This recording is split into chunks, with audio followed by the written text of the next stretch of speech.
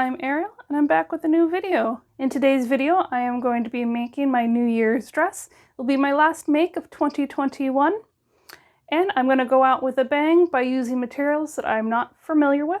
It's going to be a new experience for me to bring in the new year.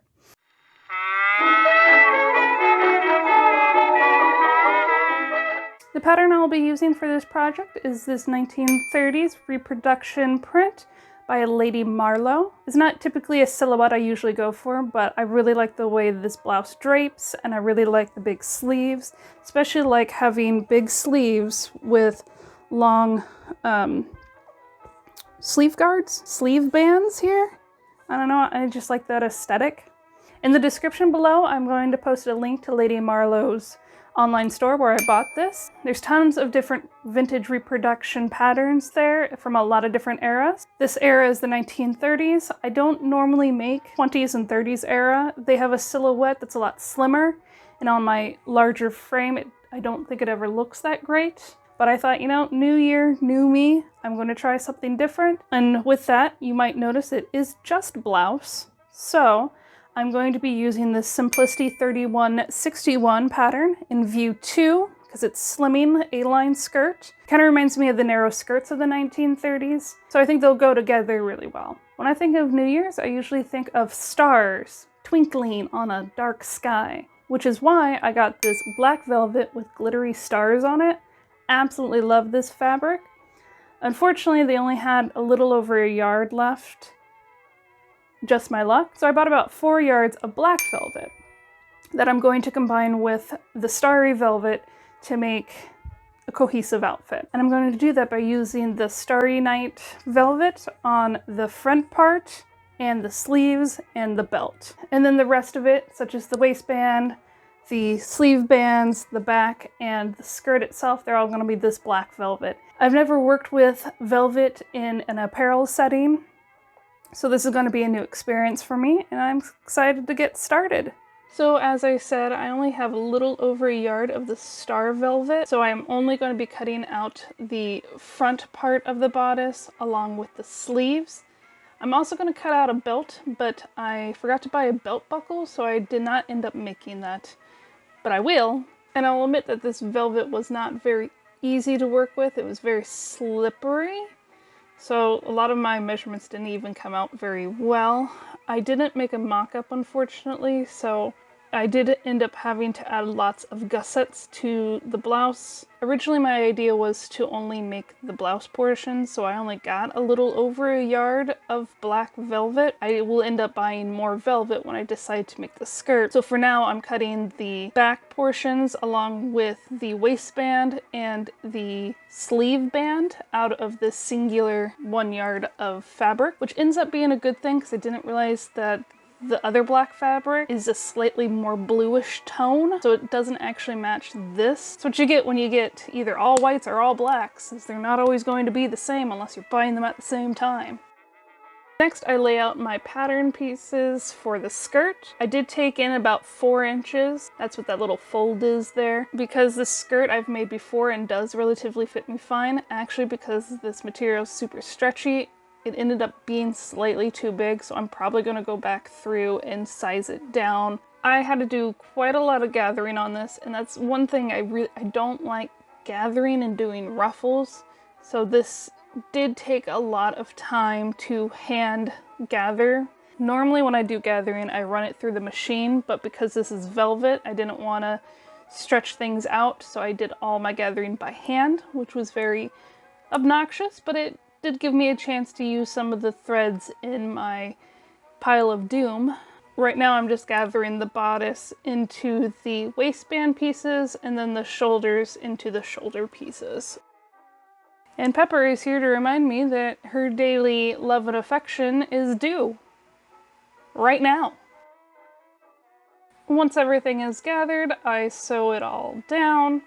I had to do lots of finessing and finagling when it came to sewing all this stuff down, but it actually really wasn't as bad as I thought it was going to be. It's surprisingly workable. After sewing all the gathered pieces, I did run them all through a serger to finish off the seams, and then I folded them back over and did a tight top stitching over them. And in case you're wondering, I used a very, very tiny zigzag stitch because it's a stretch material, so that way the thread doesn't strain too much and break.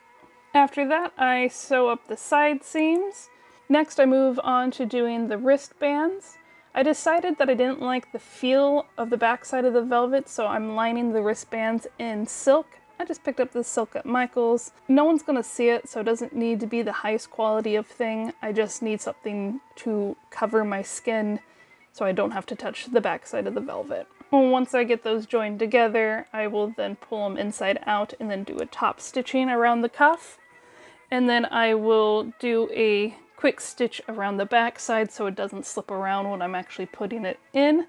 And because silk is just as slippery as velvet, so I do take a serger to that edge too before I attach it to my blouse. After I get the cuffs done, I sew up the top part of the sleeves, and then I'm attaching the cuffs to the sleeves. And I gotta say, the sleeves are probably my favorite part out of this whole blouse. I make a small gather at the top of the sleeve so it has more ease when I'm sewing it into the blouse itself. Finally, I move on to the skirt. I start by doing all the pleats in the top part of the skirt, and then I tack all those pleats down. After I complete each panel, I make sure the panel piece goes back in its trash envelope. Despite there seeming like a lot of steps to the skirt, it's actually really quick and easy to get it through. I just attach the pocket panels to the skirt piece that has them, and then I just sew up all the pieces together. Easy peasy. Although the pockets did give me a little trouble because, again, slippery material, they didn't quite line up great. And perhaps get rid of the pockets because I ended up not really liking the pockets afterwards. I put in a zipper and I do a little top stitch around the zipper, and then I'm ready for the waistband. And the zipper was quite frustrating because, again, slippery fabric. The waistband actually went on pretty easy, no issues really there at all. And then I'm good, and I'm ready to do the big reveal.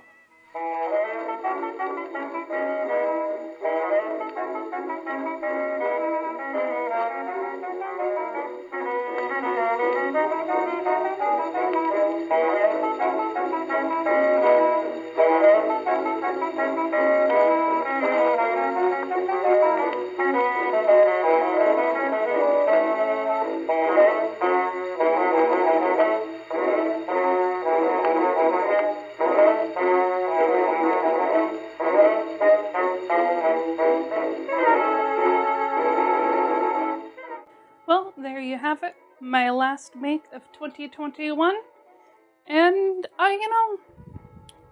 it's been an experience. I don't dislike what I made, I'm just not enthusiastic. It's one of those, I know I can do better, but I don't hate what I've made. I really love these sleeves, I love this material.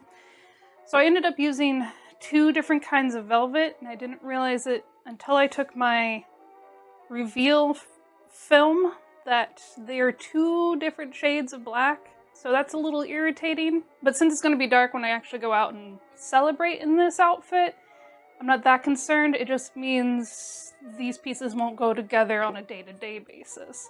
Fortunately, I used all of that 1 yard of black for the top and all the other yards for the skirts. At least they match on the article that they're made for. I'm also, again, not crazy about the skirt. It's, I don't really like these pockets. For one, I sewed them in this way, and so this makes me look like a little gremlin when I go and get stuff out of my pockets. And because it's velvet, it's, every little bulge shows on velvet, so I think this was probably not the best idea. I might go through and remove these. It's also super stretchy, which I knew. I feel too stretched, and it is a bit loose. So, I don't know. This skirt might be a dud. I do really like the blouse, as I said. I think it came out phenomenal. In contrast to the skirt, the blouse was a little too tight, so I did have to do a bunch of alterations to it, which was frustrating, but what can you do? make mock-ups, that's what you can do. But if you're not making a mock-up, it's harder to do that. I'm not crazy proud of the results, but I am excited to see my growth in a few years. I want to work with more velvets because I think this is really cute and I think it will look fantastic once I have more skill and I can redo it. I also have a couple of announcements for the new year. I am going to be taking a 2-week break after this Sunday's post. The holidays have been really crazy. I haven't had a chance to relax. I don't even need to explain myself here. It's the holidays. I'm tuckered. You're probably tuckered. I'm going to take a 2-week break, and I think after that I'm going to go down to once every 2 weeks posting a video. And the reason for that is because I need to make a mock-up when I make something that is not in my size. I've been very fortunate to be able to get things done within this time frame, but I don't feel good about my finished pieces when they all start off having side panels put in and gussets put in. I would really like to have my final piece actually fit me the first time I put it on. So I think I need to take more time to make mock-ups. And I just don't have that amount of time when I'm trying to make something within 1 week and make a video for it. I'm going to have to move down to 1 video every 2 weeks. Hope you're not mad. But with that in mind, I am going to link my Instagram in the description below. So please follow me on Instagram, where I do have sneak peeks of each video coming up, along with just everyday photos of outfits I put together, of things I've painted or made that aren't apparel outfit related, or I'll post things that I've made that I don't have a video for. I'm going to an 80s party. I don't plan to make a video on the dress that I'm making for that, because it's 80s, and 80s is not really the fashion that I go for, but I can't not make something for an event. So I'm making myself an 80s dress. Although I guess if you really wanted to see that, I could squeeze it in somewhere and just have it as a bonus video. More stuff to add to the pile, I guess. Anyway, you have a good new year and happy 2022. Good luck. Have a good day. Bye.